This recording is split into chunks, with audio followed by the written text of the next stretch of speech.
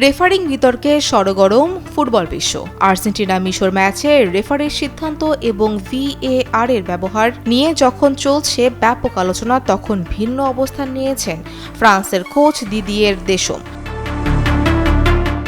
শেষ 16-র ওই ম্যাচে ফ্রান্সের রেফারি ফ্রাঁসোয়া লেতেক্সিয়ে এবং VAR দলের বিরুদ্ধে পক্ষপাতিত্বের অভিযোগ তুলেছেন অনেক সমর্থক ও বিশ্লেষক।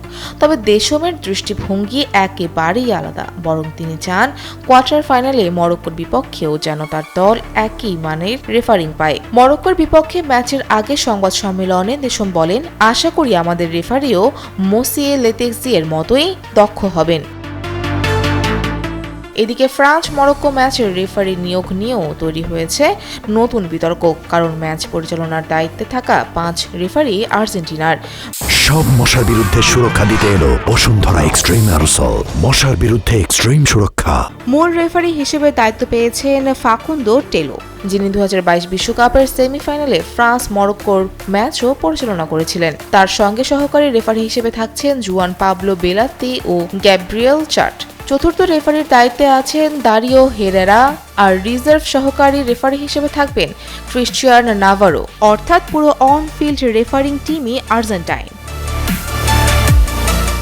বিষয়টি নিয়ে ফরাসি সংবাদ মাধ্যমে সমালোচনার ঝড় উঠলেও দেশম সাফ জানিয়ে দিয়েছেন তিনি রেফারিদের ওপর পূর্ণ আস্থা রাখেন। তার ভাষায়, আমি রেফারিদের বিশ্বাস করি, আমাদের প্রতিপক্ষ মরক্কো, রেফারি নয়। সমালোচকদের যুক্তি, সর্বশেষ বিশ্বকাপ ফাইনালে আর্জেন্টিনার কাছে হারের স্মৃতি এখনও ফ্রান্সের কাছে তাজা। আবার এবারের টুর্নামেন্টেও দুই দলের ফাইনালে মুখোমুখি হওয়ার সম্ভাবনা রয়েছে।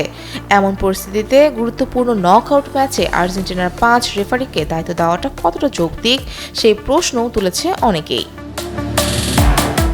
তবে ফ্রান্সের গোলরক্ষক রবিন রিজার এসব বিতর্ককে গুরুত্ব দিতে নারাজ।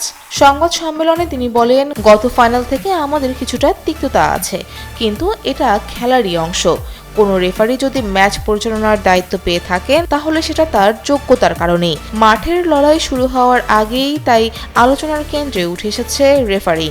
এখন দেখার বিষয়, বিতর্কের সব জল্পনা ছাপিয়ে ফ্রান্স মরক্কো ম্যাচে আলোচনার মূল বিষয় হয়ে ওঠে ফুটবল, নাকি আবারও রেফারির সিদ্ধান্ত। Fouzia Fariha, Daily Sun.